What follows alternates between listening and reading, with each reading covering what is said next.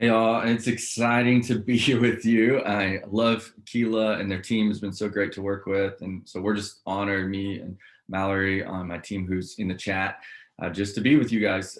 We love nonprofit leaders and we love the work that you do, and being able to work with organizations like you every day is a privilege and it's an honor. So we're gonna have some fun today. We're gonna move really fast. I'm gonna warn you, we're gonna move fast.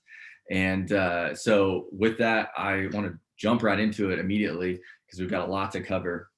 I do have a confession to make, and I like to start things off this way because I feel like you need to know this, and it's a little embarrassing, especially depending based on the topic here. But before I make the confession, I always like to, always like to let you get to know me a little bit better. We're going to be spending a little time together, and I don't want you to judge me too much with my confession. So I want to help you get to know me a little bit, give some context for that. But I would just invite you guys to continue to chat it up in the chat as we talk today, because I really want to get to know you as well. I wish we could hear all your stories, but we'll start with mine. So, as he mentioned, I am the founder and CEO of Branches, Mission Lab, and Good Maker U. And simply put, we're just here to help you tell your story to the masses.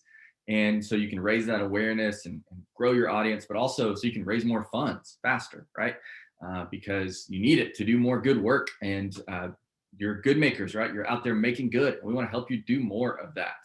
And so that's what we do at Branches. That's what Good Maker U is, our education platform where we do training and courses. And speaking of courses, our kind of pinnacle course is the Marketing Anatomy of a Growing Nonprofit. And this is our 8-module course that goes over 10 hours of video content that walks a nonprofit through everything you need to know on marketing and digital fundraising. So a lot of what I'll be talking about today pulls from this course and highlights a few key points from it.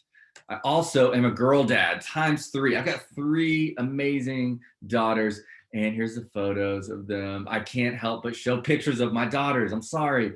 I just, I can't help myself. And the one on the far right here, our middle daughter, Ruby, she's in the burgundy dress, standing up here with her hand down, patting her little sister on the head. It's her birthday today. It's Ruby's birthday. She turned 6 today. So yeah, pretty thrilled about that. So after this webinar, she gets home from school soon. I'm gonna go have some birthday cake and party with her. So anyway, yeah, these are my sweet girls, Nora, Ruby, and Mabel.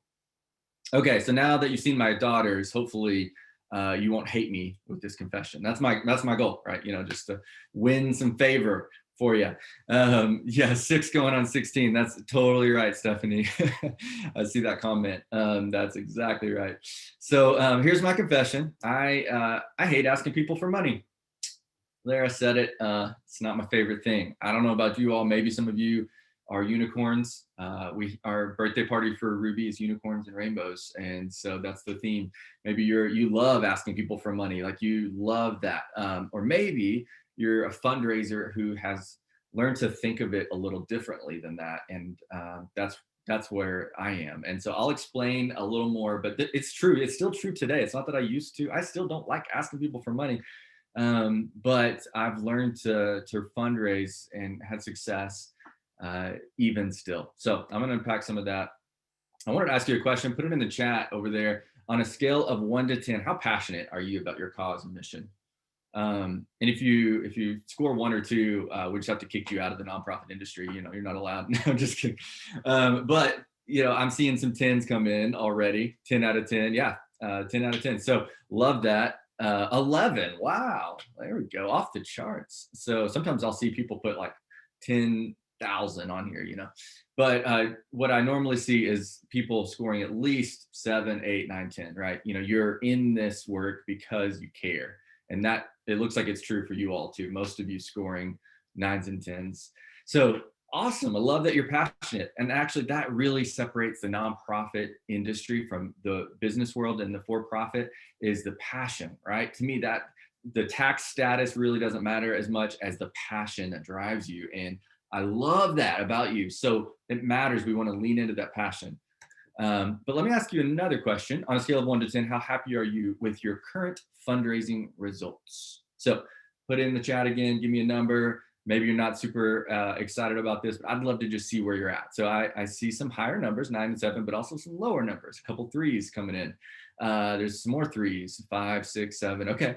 So across the board, it looks like really ranging anywhere from 3 to quite a bit of sevens, and we got a nervous 7 coming in. Love that.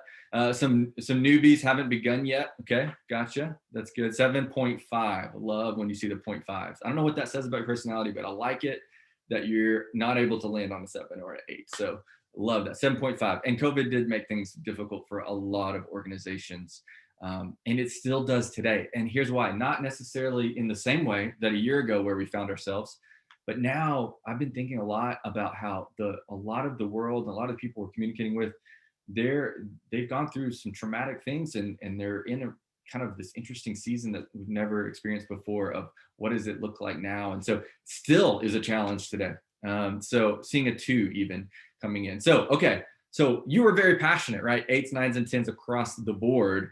And then on the fundraising results, I didn't see very many 10s, if any, mostly all below 8. And we're talking more like 3s to 7s. And so good to know. So it leaves us this question: is passion for your mission enough? And you can see this little picture. I took this on an airplane on my first day of my first week ever at my first nonprofit job. And so I found this picture back in the archives of my phone from a long time ago. And I'm flying across the country to make, because I was about to move my family to this new place and work at a nonprofit. And this was a scary thing for me because I was super passionate about the cause, incredibly passionate, 10 out of 10, right? But I didn't really know much about fundraising, really nothing. And the nonprofit space was all new to me. And so I was sitting there going like, I'm passionate, but is this going to be enough to be successful?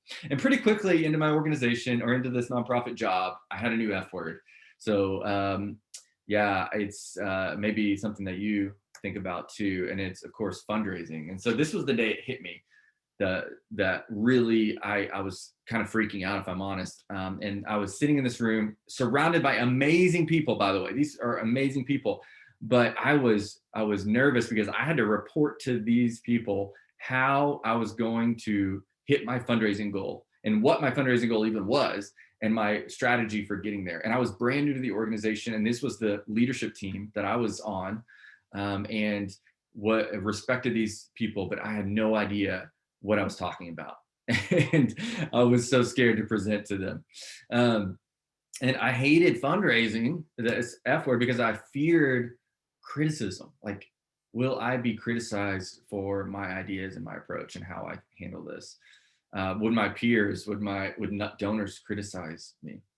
Would there be rejection? Just ultimately, I was really nervous that donors would reject me because they wouldn't want to be a part of this idea I had, or this organization, or this mission that I was so passionate about. It's a very vulnerable place to be so passionate and inviting others into that. And I was scared of rejection. I was also really afraid of failure, and I'm learning to deal with failure, but it's not something I enjoy. I don't know about you. I know it's necessary sometimes, but I was so afraid that I would predict that I would raise this much money and I would raise like way less, right? Like $0 possibly. I was so afraid of failure, and then I would have to report to all these people I respected that I failed miserably at my goal. So having a fundraising goal brought this intense fear of all of these things. And I'm wondering if any of you guys can relate. Maybe put it in the chat if you feel this way, so I know I'm not alone.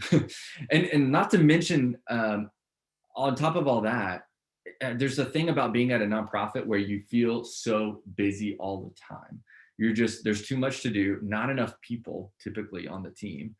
And, I felt distracted. There was a fire to put out every day. And my boss, my team just emailing me saying, hey, there's something we got to deal with right now. This urgent things coming left and right.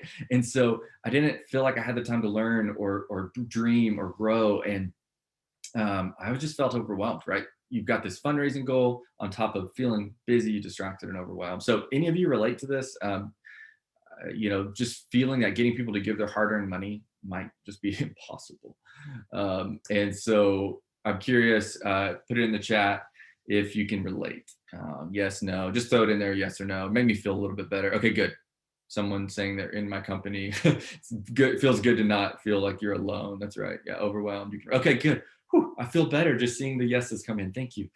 Um, yeah, so I'm glad it wasn't just me because, I really cared about this cause and I wanted to be successful, but I was afraid, right? And so it's a hard place to be in. It's vulnerable and, you want to every day look like you know what you're doing, but in the back of your mind, you're just not sure if you do or not, especially if you're new in the space, like I know some of you are. And even after decades of fundraising, you might still feel that vulnerable place of like, how are we going to hit this goal? And what will people say when I make the ask? So the good news is I wasn't in it alone. And that's really key. I'm going to circle back to this at the very end of the presentation. I don't want you to be alone in this either. Um, you don't need to be alone in this. I wasn't, thankfully. And so I was surrounded by these same people that I was intimidated by. They helped me through this. This same group of folks, they helped me get through this fear and make steps and learn and grow. And I wasn't alone. So I'm going to tell my story really, really fast. And that was a long time ago. So I'm going to go through years of experience now and some really hard things, but I'm going to move quickly. So fast forward, I stuck around in that nonprofit and I started learning, right? I knew I'd had a lot to learn. So I started learning. And a lot of that was making mistakes, right? I was afraid of making mistakes and failing, but that's actually one of the best ways to learn. Me and the team I led the marketing and communications and creative team for a couple of years. And we were heavily involved in the broad-based fundraising. We owned broad-based fundraising at the time. We decided we needed to step back and rediscover our why. And we crafted a new brand message around that. And when we did that, we started communicating in whole new ways, creative ways. We won a lot of awards, which was pretty cool. And we actually had big events that raised $20 million, $30 million in a matter of a couple of days. And we saw success in fundraising. And I started to ask myself, what is making this successful? Because so many other nonprofits are struggling to raise funds. How are we having success? And then I started looking at other nonprofits that I respected that were really doing well in fundraising. I started saying, what is making their campaign successful? And started to reverse engineer some of this because I knew it was important and I needed to unlock this. And so at that point, I started to use some of the strategies that I was learning with clients of mine, nonprofit clients, and seeing amazing results. It was working. Obviously, still a lot to learn, but it was working. And so I tested some of these new ideas with other nonprofits and just testing, trying, experimenting with ideas that were working. And we were getting a lot of traction, seeing more and more results, seeing record-breaking fundraisers.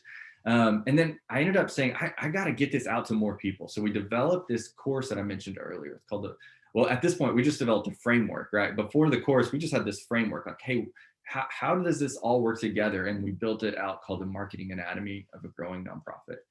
And then I've gotten to share this over the last few years with hundreds of nonprofits.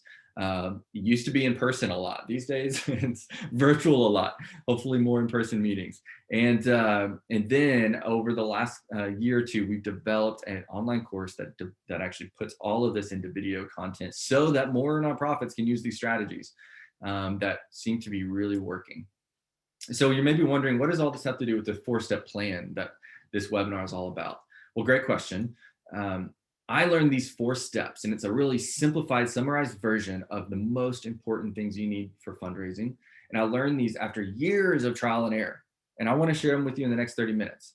We've got 29 minutes actually before the Q&A. I'm going to move quickly, and I want you to pay attention because I know it's easy to multitask on a webinar. I am guilty of that too. But if you focus in these next 28 minutes now, you might discover things that change the whole trajectory of your organization and your career. You may learn a few things that really, they transform your confidence level. They make you feel like you can walk into the room with the fundraiser or send that email out knowing that you're doing something that has worked and it's proven. And so I really hope you'll pay attention, engage, chat with us, ask questions. because if you're doing that, I think you're going to find some value here. You may be wondering, how do I know this is going to work for our nonprofit? And we get that a lot. Like, so I wanted to start off with this. You may be saying, we're a little unique. We're not the normal nonprofit. So we've helped hundreds take these 4 steps. We see amazing results. We had this one small nonprofit who just a really small team, serves children with disability, and they raised $91,000 on a regional giving day. It was their first time to ever do a giving day, $91,000, because we use these strategies. Another organization in foster care raised $30,000 in one day and their goal was only 15, and we crossed that goal in the first few hours of the day. A nonprofit in cancer care recently almost tripled their annual fundraising event because we applied these 4 steps. It's really that simple. We worked with them, we applied these steps, and we got to celebrate. And this was during the pandemic, right? And they almost tripled their results. One of my favorite stories is a partner of ours, Mercy House Global. They had a $17,000 year-end fundraising. For some of you, be great with that. But we knew we could do better. So that was before we were involved. In 2019, they asked us to get involved. We took these 4 steps. We applied these principles, and we set a goal of 50,000. I think we were all a little nervous. Could we get from 17 to 50? Well, we raised almost $94,000 in their end of year fundraising campaign. And that was 2019. So the next spring, during COVID, and things were really, this is 2020 spring, right? They set a goal of $70,000 for their annual giving day. Again, we took these 4 steps, we implemented these strategies, and raised $163,000. And so these strategies worked for them. And you can see that they're having a end of year campaign that's over the course of a couple of months, raised $17,000. And then a one-day event a year later raised almost 10 times as much, right? 10x, right? So my point is, pay attention. All types of organizations have benefited from this, and I think you can too. All right. So what's step 1? Well, you have got to get your story in order. You have to have a core story. And if you skip past this, everything else gets harder. Okay. So this is step number 1. And I'm going to break this down and spend a lot of time on it because it is so important. Craft your core story. And so on a scale of 1 to 10, I want to ask about 2 things. How clear and consistent is your message?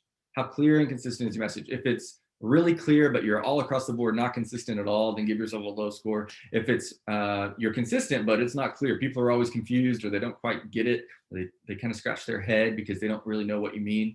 It's not very clear, right? So give me a score. I'm seeing a 7, a 5. There's a 10. That's awesome, Kayla. A 6. Okay. So not bad, but definitely room for improvement here. Another 10, that's great.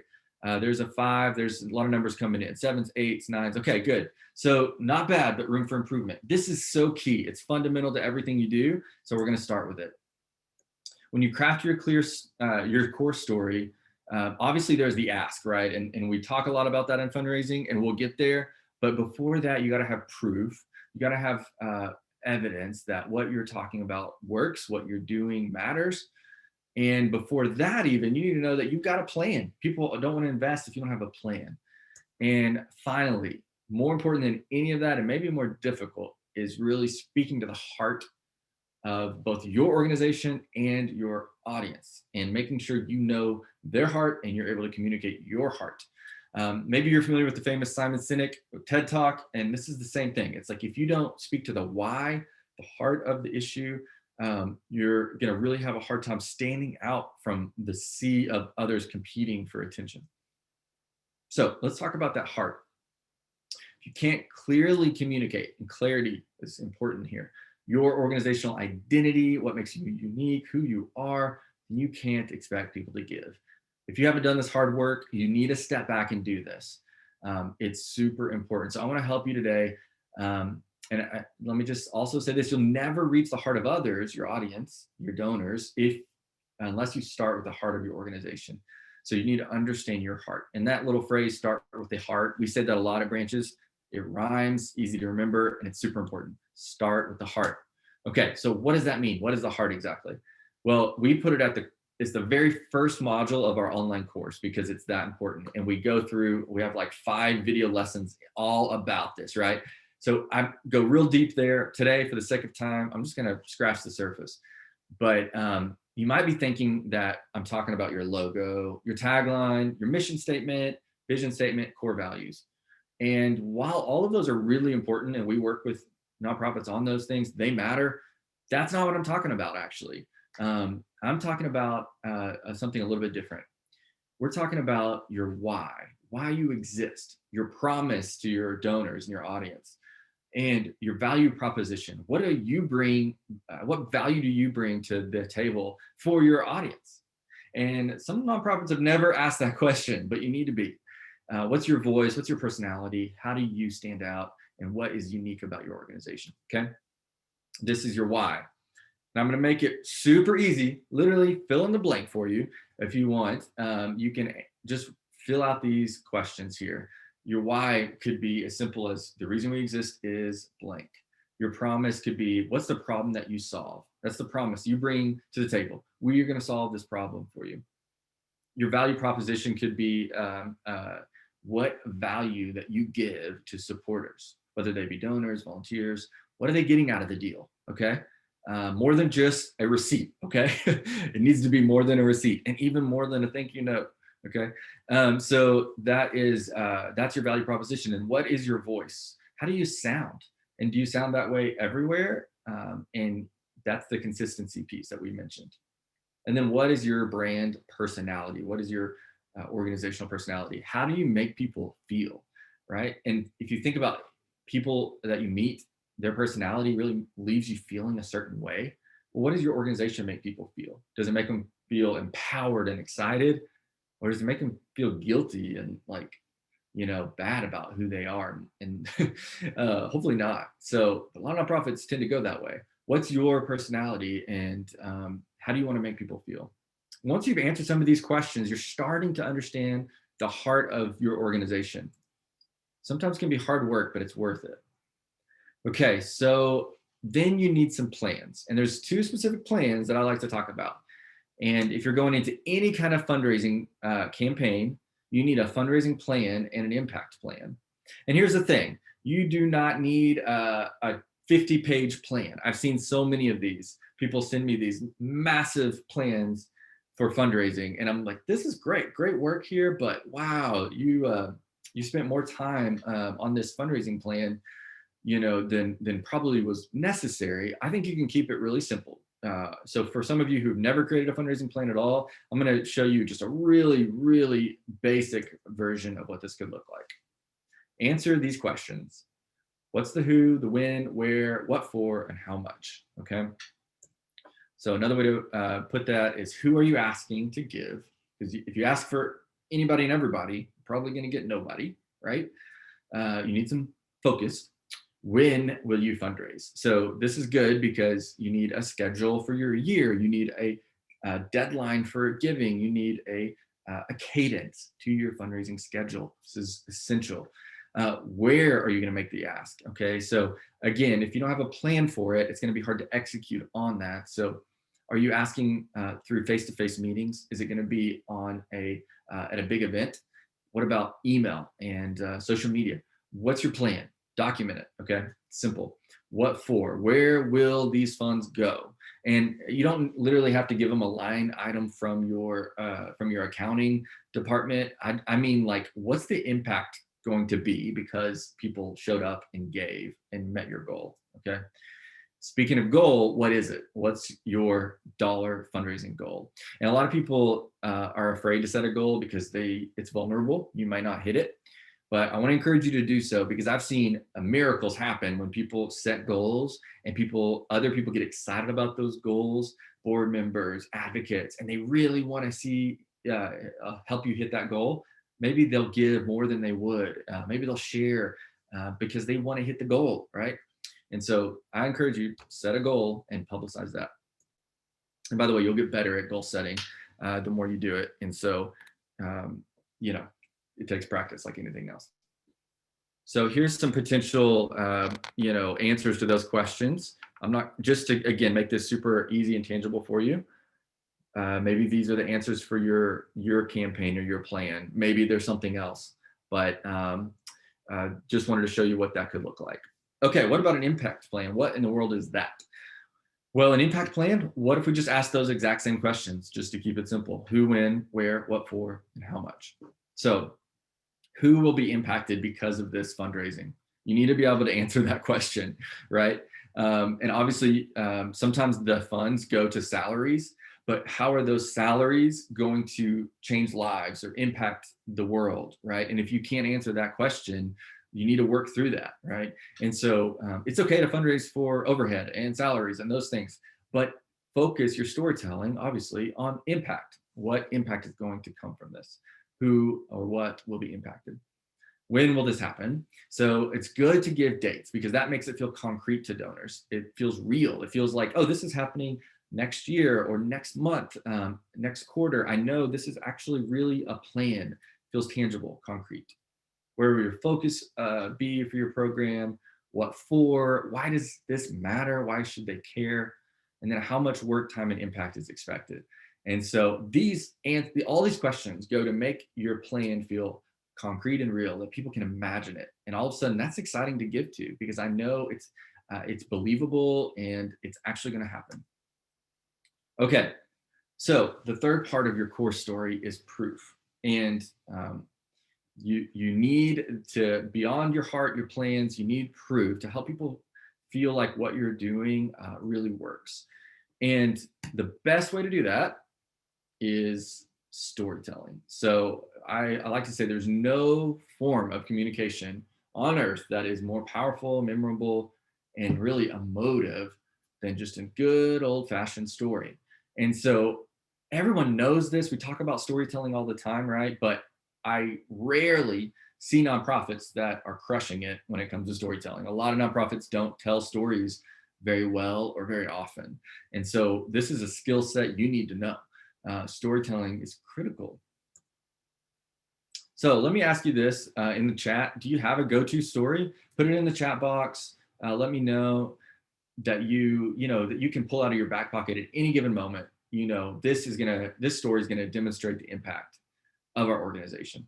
So I'm seeing yeses and nos, and you need one. And I want to encourage you that those of you that don't, you need to do the work of building out, crafting that story that really demonstrates impact of what you do. And if you're a brand new organization, you might have to look elsewhere outside of your organization to find that story. Maybe it's a story that, man, if you would have been there, you could have changed the trajectory of the story.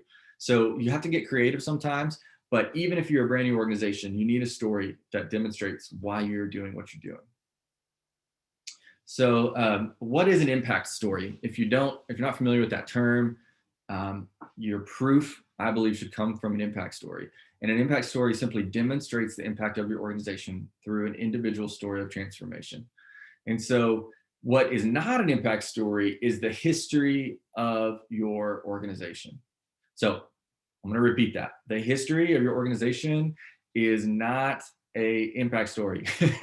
That is your organizational story. And it matters, right? It does matter, but that's not what I'm talking about here. I'm talking about an individual, one example story of transformation that demonstrates why your organization matters and what you're doing matters and works. Okay. So that's proof. That's the best way, I believe, to prove what you're doing. And then the last thing I want to talk about real quickly is your ask. And an ask is simply an invitation to impact, right? So we've talked about impact and you told stories about impact. Now it's just an opportunity to invite people into that. It can be simple. It really doesn't have to be complex. It doesn't have to have all the right words. It just is a simple invitation.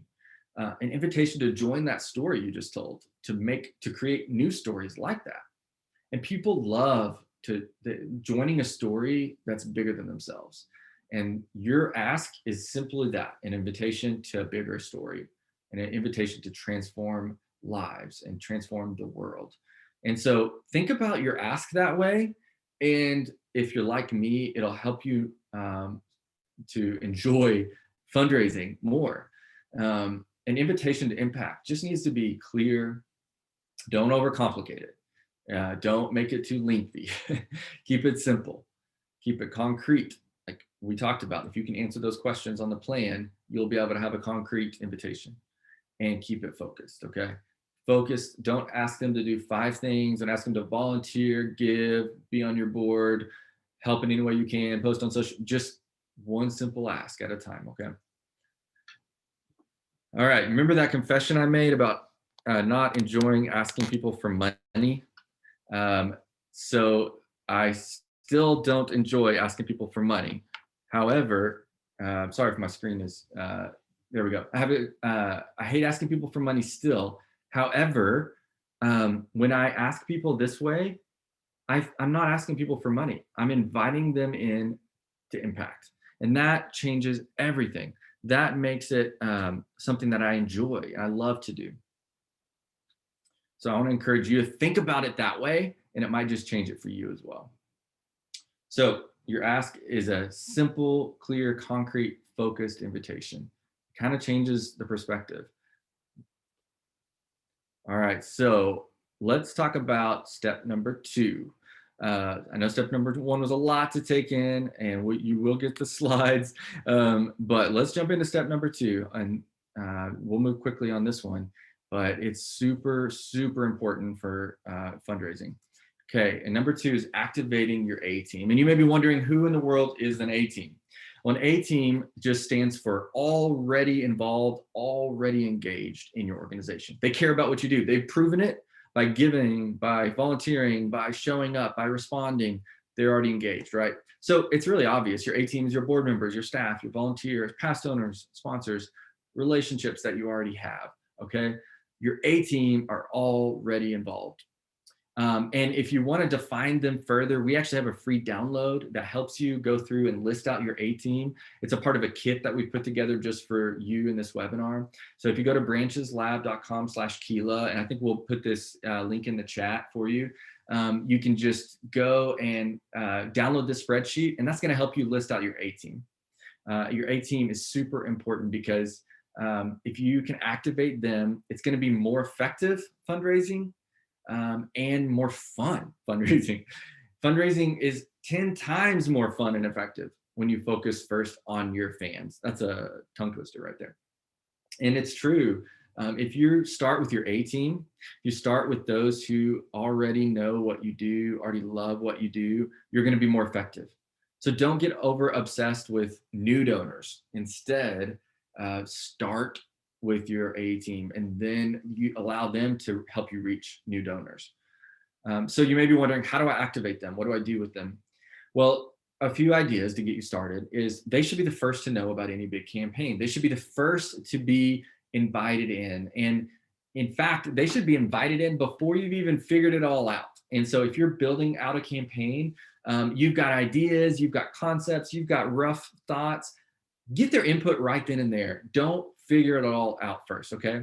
And that may be scary or vulnerable for you, but it is a huge opportunity, because when you invite input, you get ownership. When you invite people's opinions and their experience and their wisdom to the table, you actually get their ownership too. And when you get their ownership, you might just get more giving, more engagement, more involvement. This is huge. So get people involved early. Get your A team involved early. So it starts by identifying that A team and then inviting them in. Share that core story we just talked about. Remember that core story, that essence of who you are? I think we can easily think, oh, well, they're already involved. They already get it. They already know. They're on our board.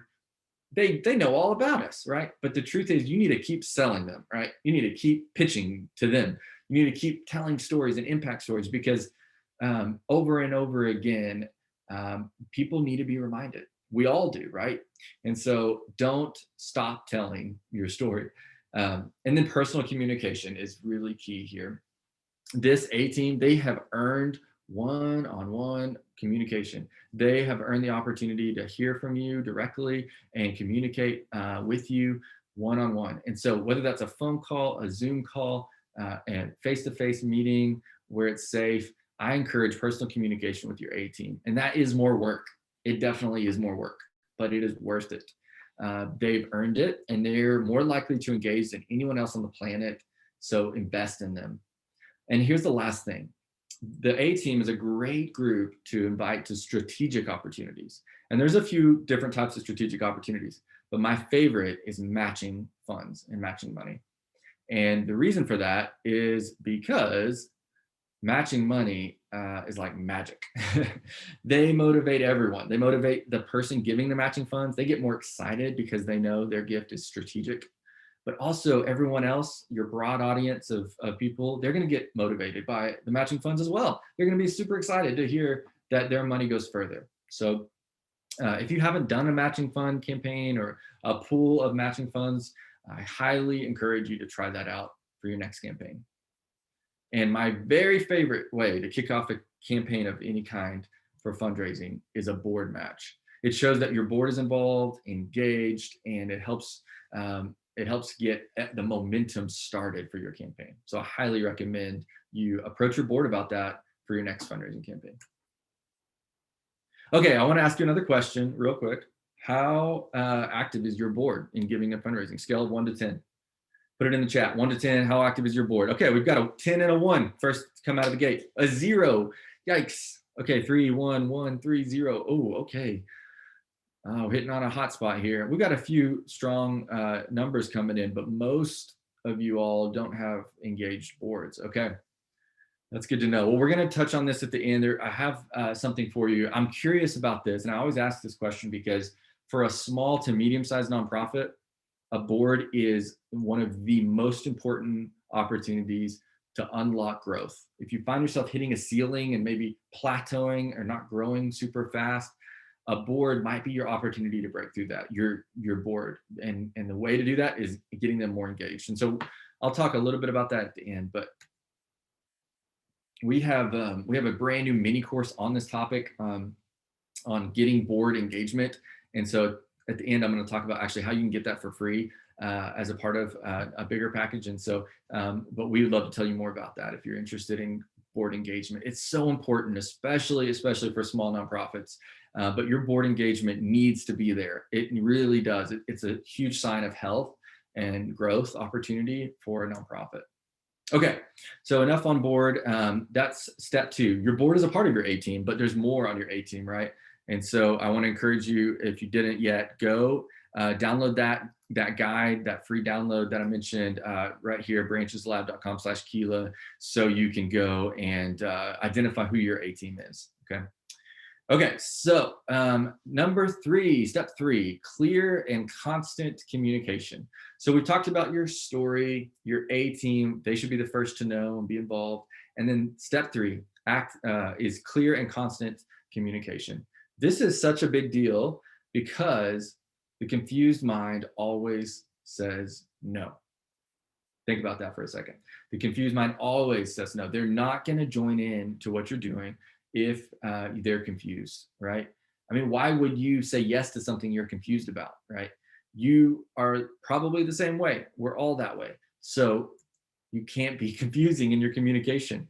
And here, that's why clarity is a key, but why constant communication is important is because people need to hear something 7 to 14 times before they'll take action. I think it used to be 7, but these days people need to hear it more and more and more. Now, I think it's, the studies are showing 14, right? And it's crazy because we are competing as nonprofits with so much noise, really loud noise out there. And so this is so important that we actually have several lessons in our course about this.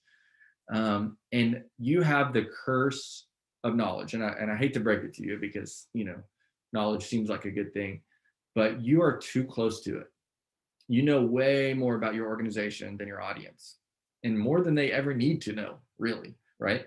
If you've worked there even for a year, especially if you've worked there for more years, you have so much knowledge, so much understanding of how it all works that it makes it actually really hard for you to communicate simply. And you have to really work to simplify your messaging and repeat yourself often to get it so that it's clear for your audience, okay? Because you have that curse of knowledge.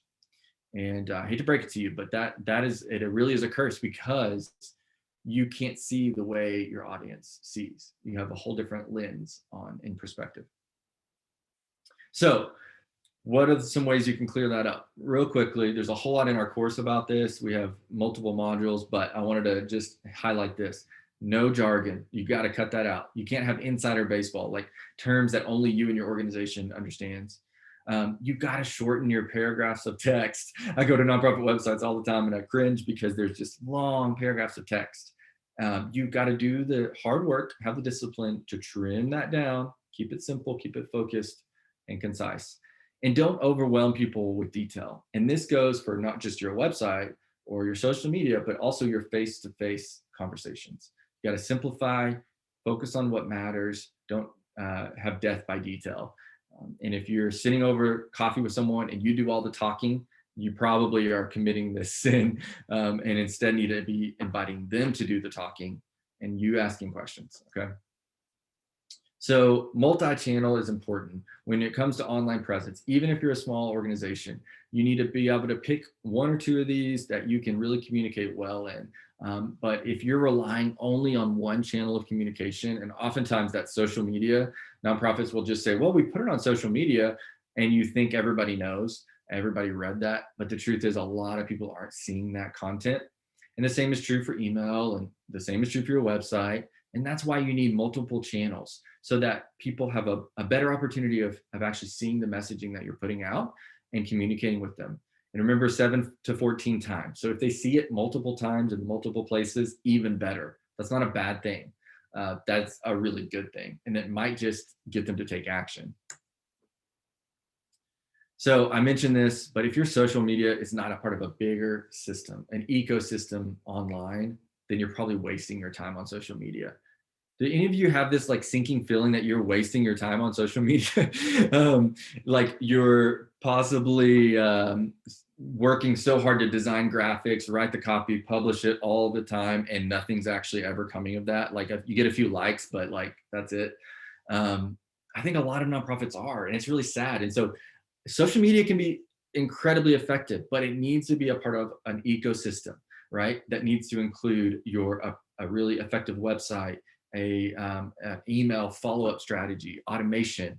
And if all of that feels like overwhelming to you, we built the course to help you with that, but I'll just say it doesn't have to be. Take one step at a time, learn as you go, and build that ecosystem out, and it'll make a huge difference.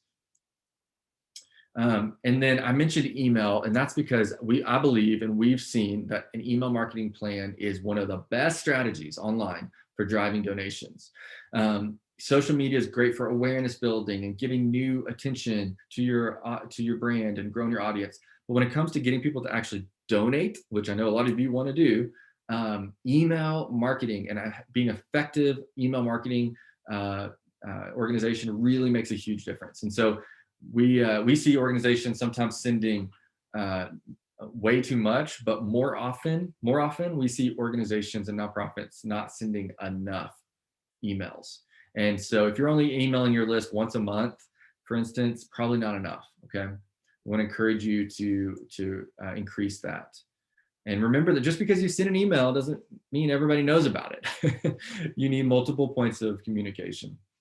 And the other thing I'll say about all of your communication, email, social media, is that you need to bring value to the table. Remember your value proposition, connect with your audience, bring value, stories, and then the invitation. If all it ever is an ask and invitation, people will start to tune you out. Okay, and of course, when it comes to communication, more during campaigns is a good idea. So don't rely on that one email, send more communication. In fact, ramp that up as you get closer and closer to a campaign deadline. So I'm curious which one of these you're actually, if that was in your inbox, which one are you more likely to read? You're actually going to read this email, right? Probably, and then the next question really is like, which one is more like your organization's email? And the truth is that we've tested it time and time again, and we've found that the best appeal emails ever are simplified, text only. They're written from someone, not from a corporate logo. And they're written as if they're written to one person, very short, informal, with a focused call to action. And this email is so effective. We get people saying it all the time that it works. I mean, literally after this webinar, I encourage you to go download this and try this out in the next few days. We've had people email us within days of a webinar and say that they raised thousands of dollars by trying this out. So if you're in a campaign right now, or if you're wanting to test this out, I highly encourage it. And you can download the guide. This is our most, probably our most valuable free resource that we ever offer for free. And it's a step-by-step guide to sending what we believe is the most effective appeal email you'll ever send. And so trust us, it's a little bit out of your comfort zone, most likely, for a lot of you, but this kind of email really works. So test it out, see how it goes, and then let us know. But you can download it, of course, this guide at brancheslab.com/Keela. Okay, that's step number 3. We've talked about a lot, right? What's the final step? Final step is so important, and it's radical gratitude. How you respond to a donation is actually more important than how you ask for one. And I know we think a lot about the ask, but how are you responding? Listen, the retention rates in the nonprofit space are not high enough. We have got to get these numbers up, okay? We can do this together. How do we do that, right? How do we get retention rates higher?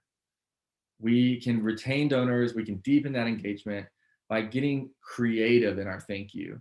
And a handwritten thank you note is great, but I would say that is the bare minimum that you should be doing. You need to make people feel noticed, individually noticed, like their specific donation really mattered, that their gift actually made a difference, right? And so demonstrating impact, storytelling, by the way, we've talked about that, is one of the best ways to do this. And those feel-good stories that you pass around your inboxes to your team, you need to be sharing those with your donors, and then sharing it again and again and again, even the same story, because that type of thing is what is going to keep them coming back and giving. It's going to make your next fundraising campaign more successful, because everybody's going to be like, yeah, I'm going to give again because it made a huge difference. They noticed my gift. They said thank you in creative ways. And then ultimately just staying in touch. Staying in touch, continue to communicate with people throughout the year. All right, so those are the 4 steps. We could go deeper on any of them. And so I want to save a few minutes here for questions. But before I do, I want to say a couple last things. I want to encourage you to never go alone. I mentioned at the beginning, if you remember my story, I was afraid of failure, afraid of everything. And fundraising scared me, but I didn't go alone. And so if you're wondering where you can find the support and expert help you need, we would love to provide that through our course and our community, the Marketing Anatomy of a Growing Nonprofit. Like I said, it's a way deeper dive into these topics and how to communicate clearly and how to fundraise online and virtually.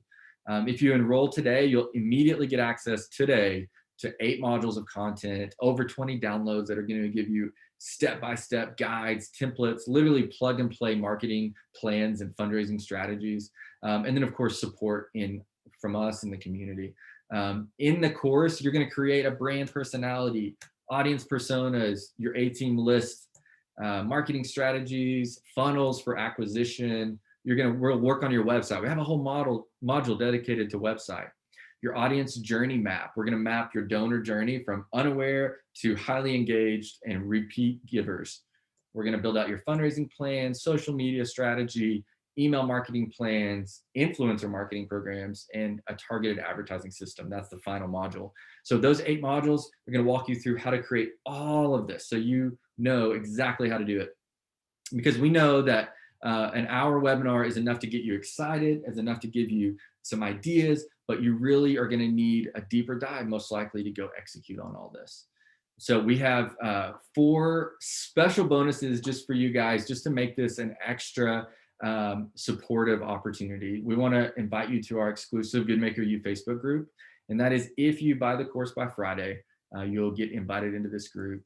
We'd also love to give you guys 2 extra spots, so 3 total spots in the course.